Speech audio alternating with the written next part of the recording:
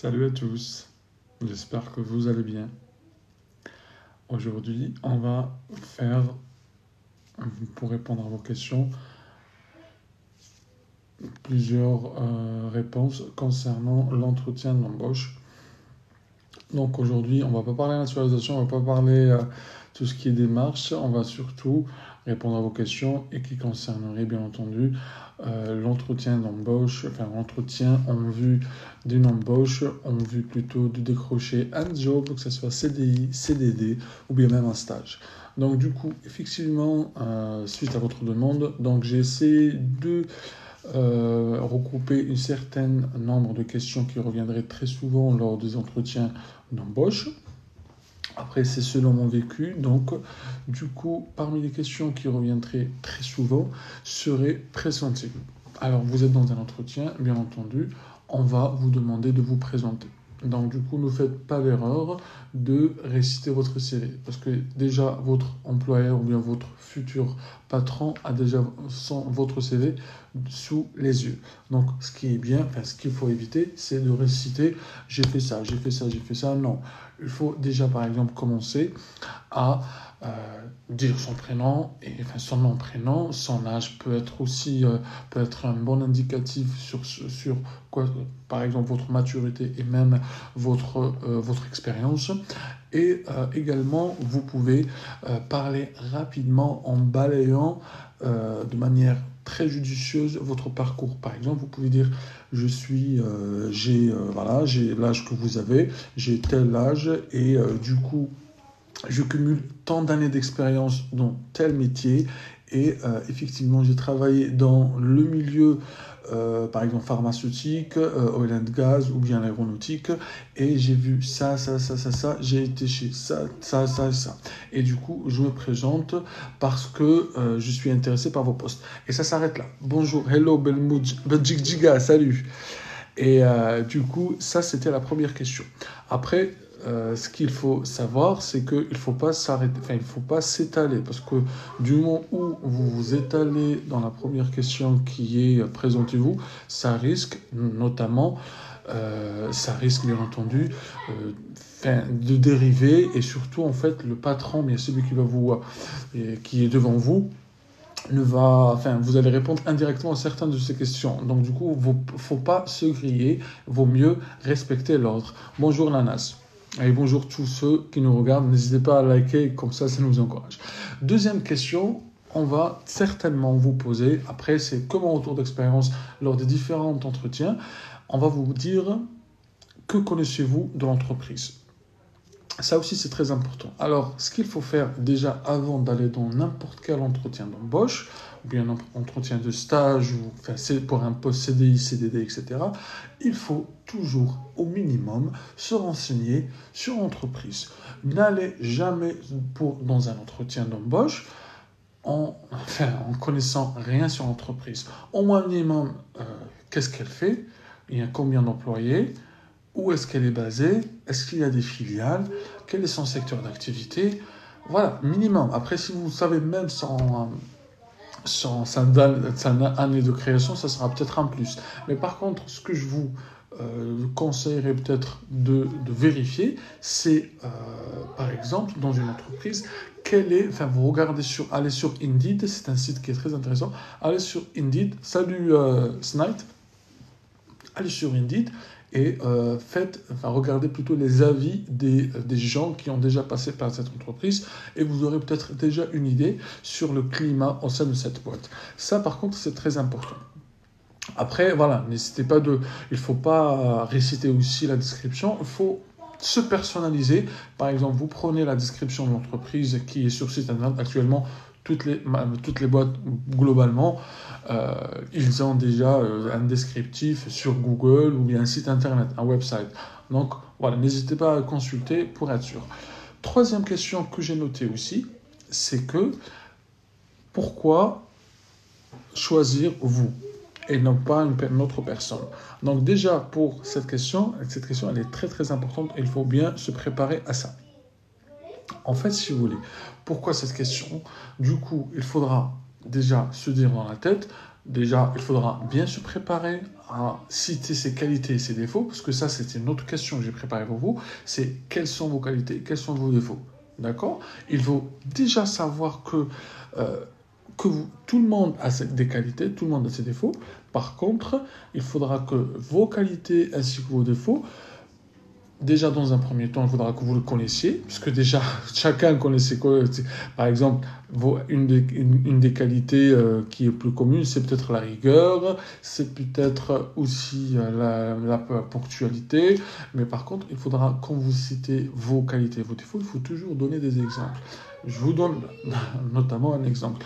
Vous dites, je suis rigoureux, notamment j'ai pu faire preuve de ma rigueur lors d'un projet que j'ai pu traiter ou bien que j'ai pu être amené à réaliser précédemment chez telle ou telle boîte. Du coup, j'ai fait ça, ça, ça, et ce qui a fait que ma hiérarchie était plutôt satisfaite de mon travail. Donc, il faut toujours se poser les bonnes questions. Alors après, en fait, n'hésitez pas à poser toutes vos questions et une fois que j'aurai fini mes 5 conseils, je reprendrai toutes vos questions promis. D'accord? Parce qu'aujourd'hui, on parle entretien d'embauche. Du coup, ensuite, ce que j'ai noté comme question, j'étais dans la qualité et les défauts. On a cité un exemple de qualité. Aussi, pour le défaut, c'est pareil. Pour les défauts, il ne faut pas avoir peur de dire ses défauts. D'accord? Par exemple, vous pouvez dire comme quoi, moi, lors de ma dernière expérience, vous pouvez dire effectivement que j'ai senti un manque d'informations, bien un manque surtout d'informations sur une telle ou telle compétence, ou bien j'avais besoin de monter dans une telle ou telle compétence. Donc ça, vous pouvez le dire, ça c'est pas vraiment un défaut, mais c'est un défaut qui est plutôt smart, qui est intelligent. Ça montre que vous êtes dans une démarche d'amélioration personnelle, donc vous savez déjà quels sont vos points d'amélioration. Donc, pour ce genre de défaut, il faudra proposer une solution, notamment par rapport à ce que je viens de citer. Vous pouvez dire comme quoi, moi, pour cela, j'envisagerais peut-être dans un futur de faire une formation, ou bien faire une formation chez vous, si jamais vous serez mon nouvel employeur. Voilà, donc essayez de se projeter déjà, d'accord?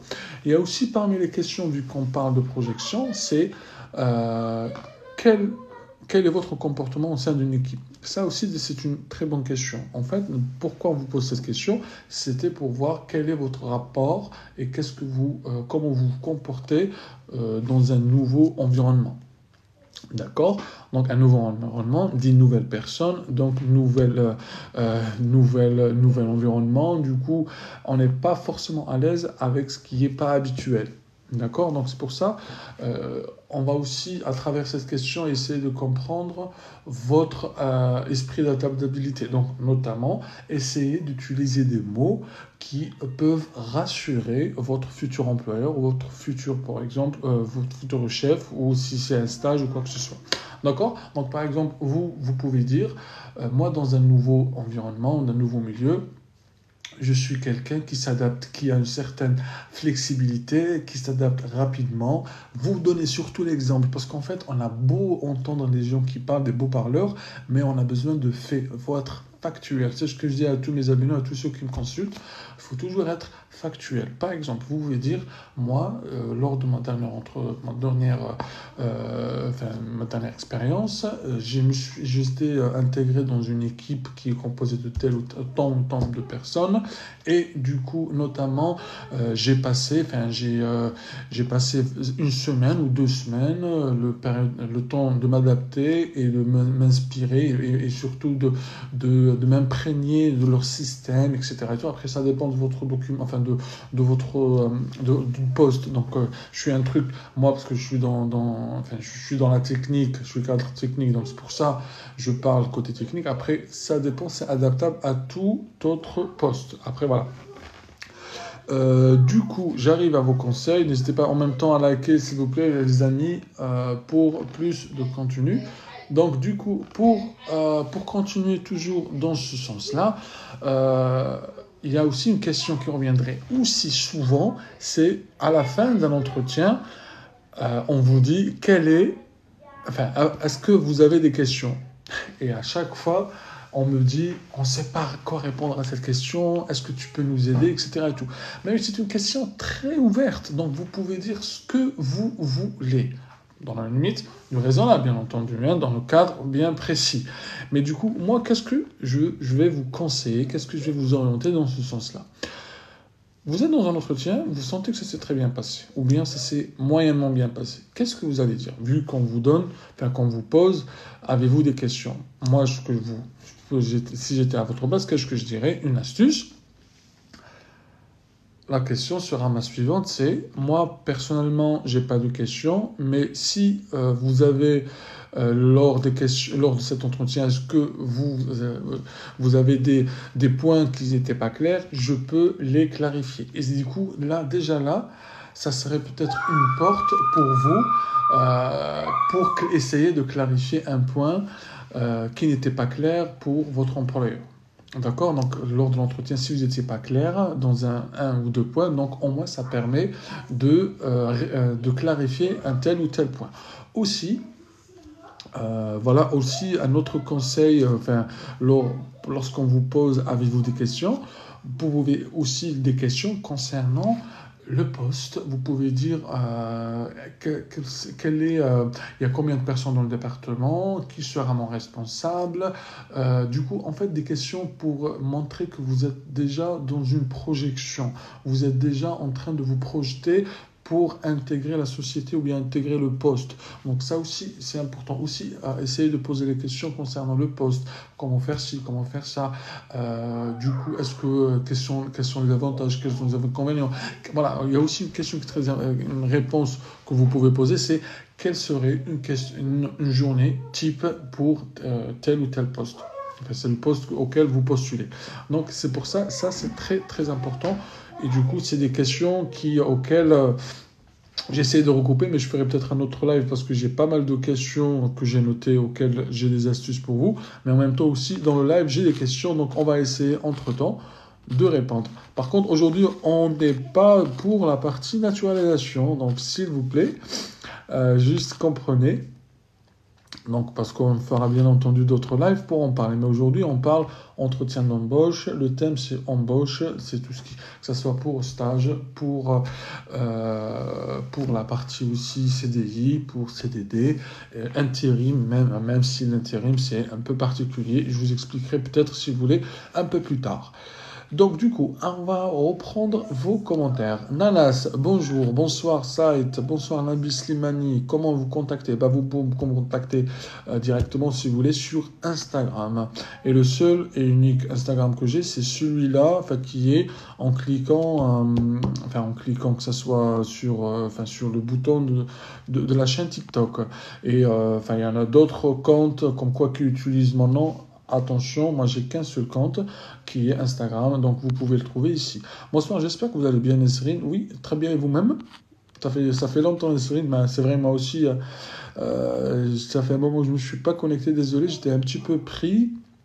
Bonsoir, ça fait 4 mois que mes dossiers sont chez Snap. Aujourd'hui, on ne parle pas, s'il vous plaît, on ne parle pas naturalisation. Aujourd'hui, on parle entretien d'embauche ou de stage pour vous aider, parce que j'ai reçu pas mal de questions pour ça. Alors, ça aussi, c'est une très bonne question de Belmiloud Jigjiga. Et pour cette question, pourquoi souhaitez-vous quitter... Non, en fait, j'imagine, souhaitez-vous quitter votre entreprise? On ne va jamais vous dire pourquoi souhaitez-vous... Ah oui, on pourra... je pense comprendre le sens de ta question.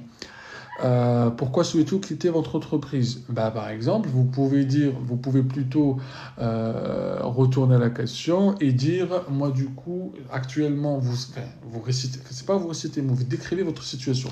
Vous dites que voilà, la situation actuelle est que, par exemple, je fais telle et telle et telle tâche, et du coup, ce que vous proposez correspond à mes objectifs en termes de carrière. Et vous aussi, vous donnez des conseils, vous donnez des exemples.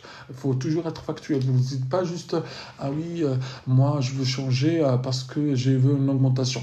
Attention, ne faites pas cette erreur.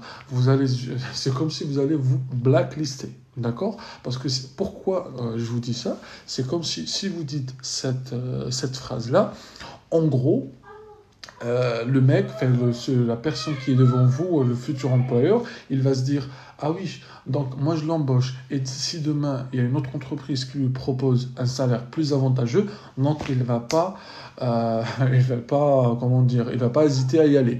Donc faut pas aussi dire ce genre de choses. Nous, on est ici pour vous apprendre ce qu'on appelle les bonnes pratiques pour passer un entretien d'embauche. Donc ce que vous pouvez dire pourquoi souhaitez-vous quitter votre entreprise. Donc, du coup, vous pouvez notamment dire que actuellement, je fais ça, ça, ça, ça, ça.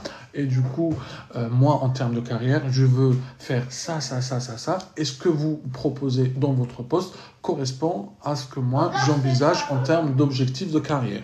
Donc, ça peut être crédible en termes de discours. Après, vous pouvez dire, bien entendu, d'autres choses. Mais voilà, je vous donne juste ce qu'on appelle une ligne directrice pour que vous puissiez comprendre le sens de ma question, bien entendu. J'espère que Jigiga, tu m'as compris. J'ai une question, s'il vous plaît. Est-ce que vous pensez aux boîtes de conseil qu'est-ce que vous pensez de boîtes de conseil? Hicham, merci beaucoup pour cette question. Moi, très personnellement, je veux être objectif surtout.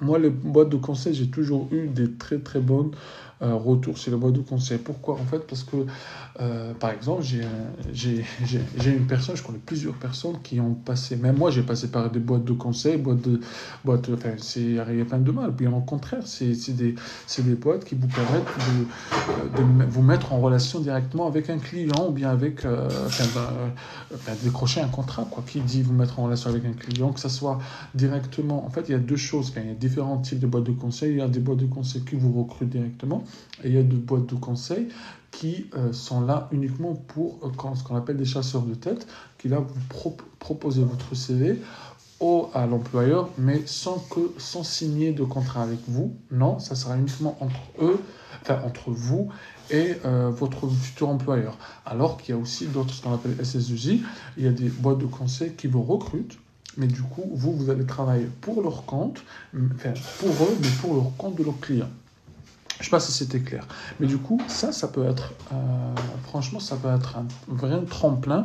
Pourquoi? Dans le sens où, surtout, moi, j'avais connu certaines personnes qui n'avaient pas assez d'expérience, mais grâce aux boîtes de conseil ou boîtes de consulting, ils ont pu décrocher leur premier poste. D'accord? Même si, bien entendu, le salaire, on va parler salaire, etc. et tout, même si le salaire n'est pas le même que quelqu'un qui a 20 ans d'expérience, ça c'est sûr, c'est indéniable. Mais bien entendu, on est gagnant-gagnant. La boîte de conseil, elle est gagnante et vous aussi, vous êtes gagnant parce que grâce à la boîte de conseil, vous avez pu décrocher votre premier poste. Donc aussi, il faut voir dans ce sens-là parce qu'il y a plusieurs personnes aussi qui me disent « Ah oui, les boîtes de conseil ne payent pas assez parce qu'ils prennent de la marge. » Moi, je ne suis pas d'accord avec ça. C'est pas que... ça dépend de votre profil. Moi, j'ai dans mon entourage des gens qui travaillent avec boîtes de consulting, mais qui touchent très très bien. Donc ça veut rien dire, d'accord? Donc c'est surtout selon vous, comment vous allez vous vendre, comment vous allez vous présenter, comment vous allez négocier. Donc tout dépend de la négociation. Et après derrière, bien entendu, c'est sûr que les boîtes de consulting font de la marge. Sinon, comment ils vont vivre? Donc moi aussi à leur place, je ferais peut-être pareil. Hein. Donc c'est ce qu'on appelle, c'est aussi du travail. Hein. Donc il y a un commercial, il veut vendre un profil. Donc quand il vend un profil, il va le vendre avec une certaine marge. Imaginez bien qu'il ne veut pas, par exemple, si vous le proposez, moi je veux un salaire de 3 000, lui, il sait que son budget, son client, il ne peut pas le vendre à son client à un budget un budget assez limité. Donc, c'est sûr que même si vous correspondez au profil, mais que vos prétentions salariales sont très élevées, la question, peut-être vous n'allez pas aller plus loin. Après, si vous voulez, on va revenir plus tard, peut-être, pour la question concernant les prétentions salariales, parce que c'est vrai, c'est une question qui revient aussi souvent. Salut Ahmed, bonsoir. Montpellier, salut Montpellier. J'ai passé mon entretien pour la naturalisation, on m'a posé la question des questions privées, c'est tout. D'accord, mais merci pour ton retour. Mais aujourd'hui, on ne parle pas naturalisation, je pense qu'on confond. Mais on va faire un live certainement pour la partie naturalisation.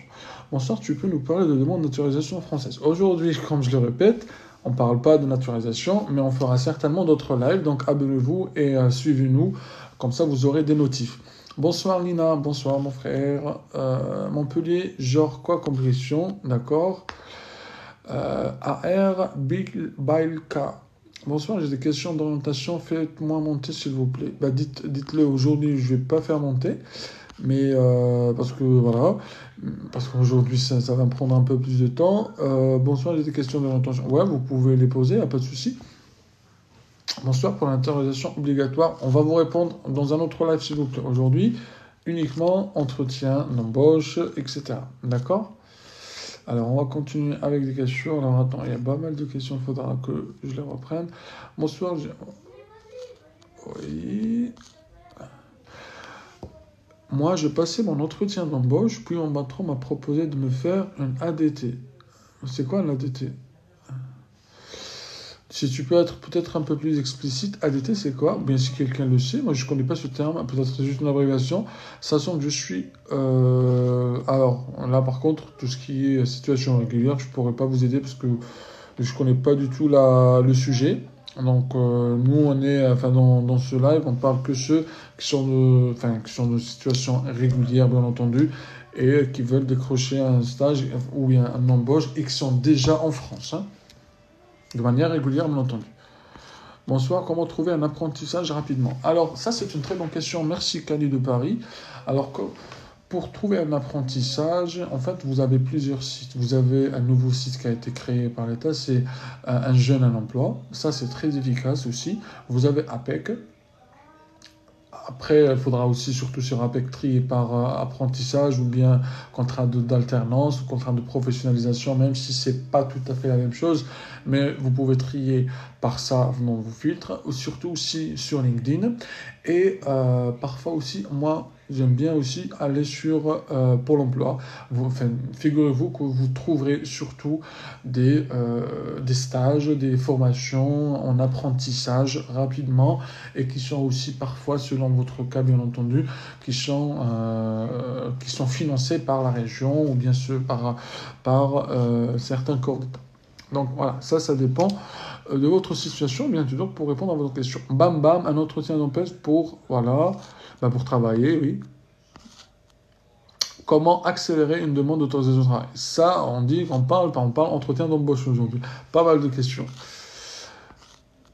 Allez, ça fait combien de demandes? Vous parlez entre vous. Abdel, salam alaikum mon frère, je suis passé juste pour vous saluer. Ah bah, moi aussi je te salue, merci beaucoup. Est-ce qu'on part régulièrement au pays? Est-ce que ça pose un problème pour la demande? Quelle demande? Je pense qu'on parle de la demande d'autorisation. Comment accélérer une demande d'autorisation de travail? Oh là là, il y a pas mal de questions. Après, je vous remercie, hein, mais c'est aujourd'hui, on a dit le thème, parce que je sais qu'on est très nombreux et ça fait plaisir qu'on parle pour la partie naturalisation et démarches pour tout ce qui est documentation, documents et tout. Mais il y avait aussi beaucoup de personnes qui me parlent de la partie embauche. Donc il faudra aussi leur donner leur part. Donc voilà. Alors, on va continuer avec les questions. Ouais, merci Abdel.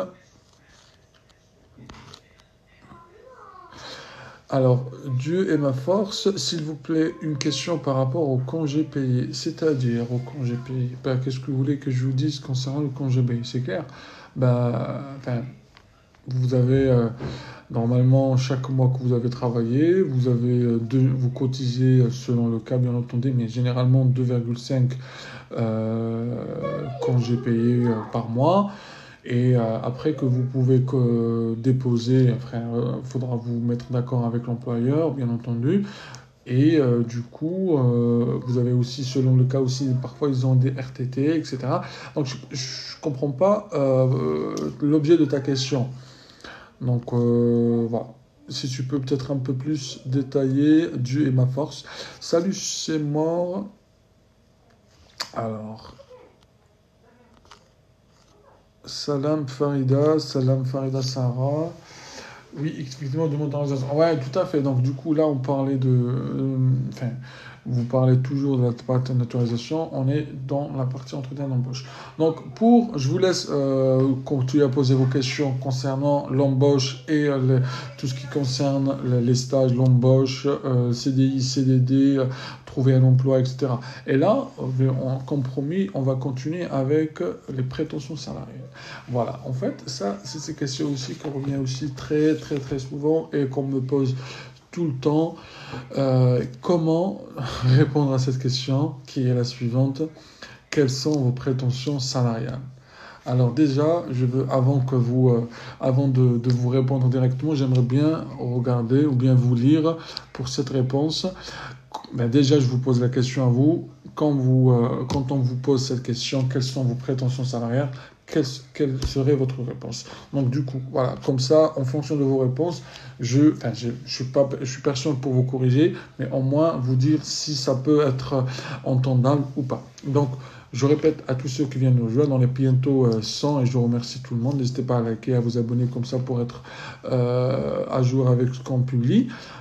La question que je viens de poser, c'est quelles sont vos prétentions salariales? Donc du coup, déjà vous, allez-y en question directement en commentaire. Je vous laisse me dire quelle serait votre réponse. Parce que c'est une question effectivement qui revient très souvent lorsqu'on dit quelles sont vos prétentions salariales ou bien combien prétendez-vous gagner pour ce poste. Donc du coup, c'est une question aussi très importante auquel il faut bien se préparer.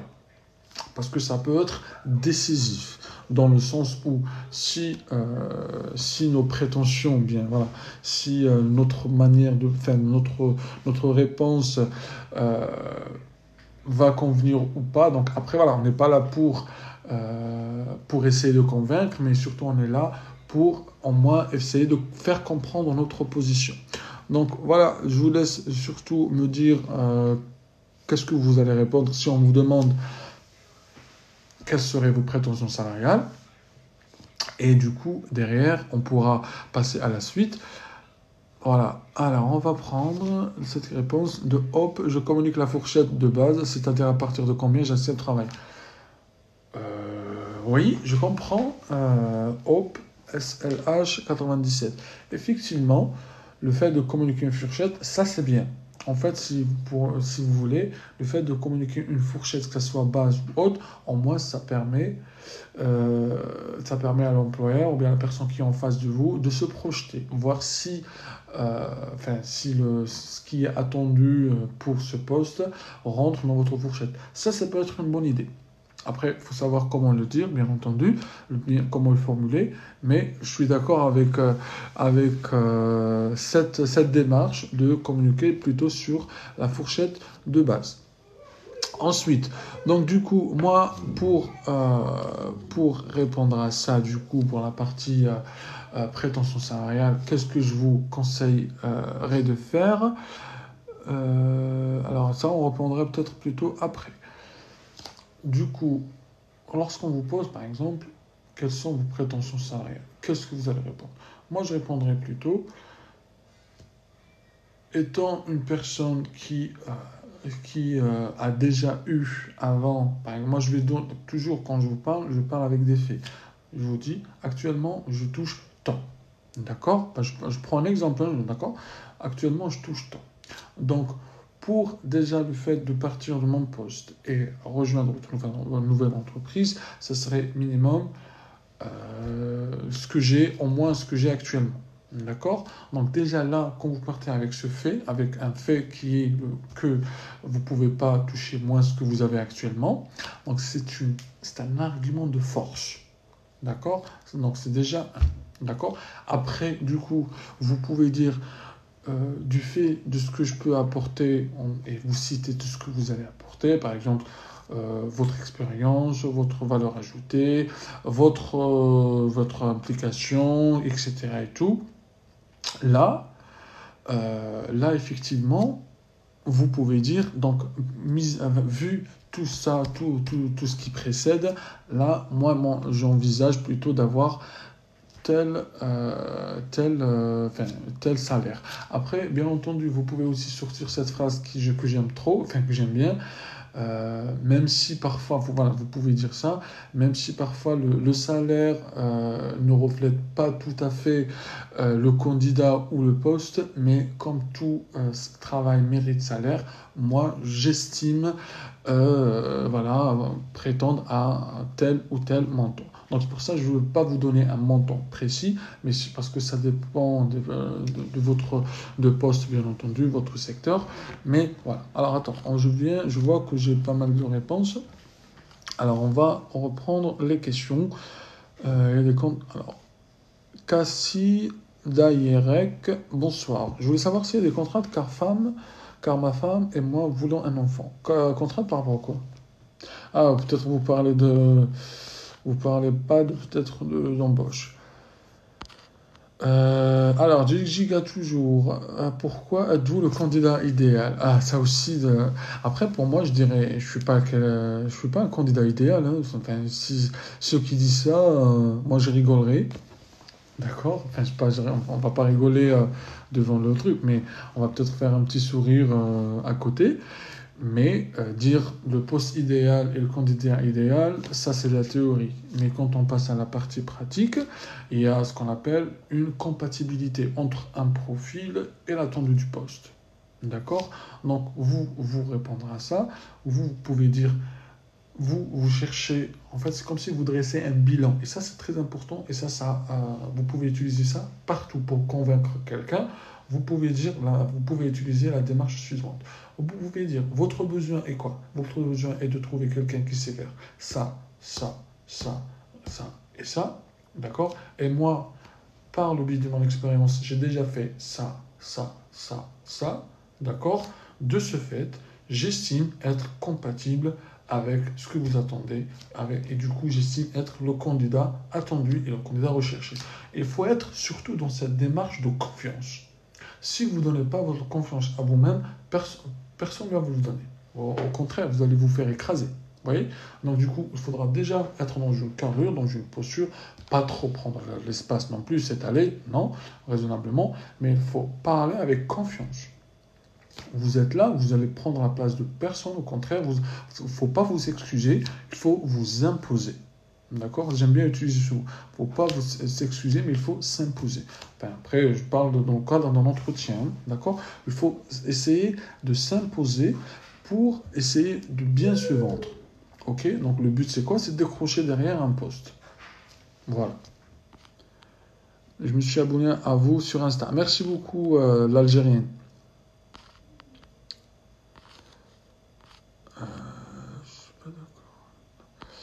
Hop, je suis pas trop d'accord avec cette approche personnellement, n'ayant pas bien négocié ça. Ah bah voilà, bah, il fallait déjà négocier, après tu verras.